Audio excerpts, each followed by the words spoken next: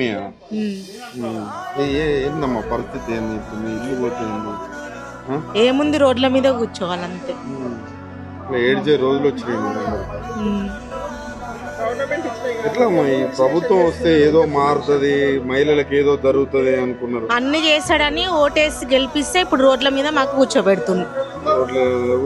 ఇప్పుడు సంవత్సరంన్నర నుండి అసలు తిండి లేదు, నిద్ర లేదు అన్నట్టు చేస్తుంది మాకు. సంవత్సరంన్నర నుండి శంకుస్థాపన ఏ రోజు చేసిండో అప్పటి నుండి. ఆ రోజు కలవలేదా మరి? శంకుస్థాపన మేము ధర్నా చేసినాము, మాకు అరెస్ట్ చేసిర్రు. కలవనీయలేదు. ఇంటికి వచ్చి కలవచ్చు. పేదల ప్రభుత్వము మొత్తం ఇది అసలు ఇంటికి వచ్చి కలవడం కాదు, అసలు ఒకసారి అన్న ఫోన్ కాదు, కనీసానికి చెప్పాలి కదా పబ్లిక్ కి. ఏది లేదు అసలు. ఎట్లమ్మా మీ పరిస్థితి ఏంది? మీ కుటుంబ పరిస్థితి ఏంది? మీరు ఎక్కడ ఉండాలి ఏంటి? రోడ్ల మీద ఉండమని చెప్తుంది మాకు. అంతే. అంతే. ఈ రోజు కాంగ్రెస్ వచ్చింది, రోడ్ల మీద ఉండే పరిస్థితి వచ్చింది. అవును.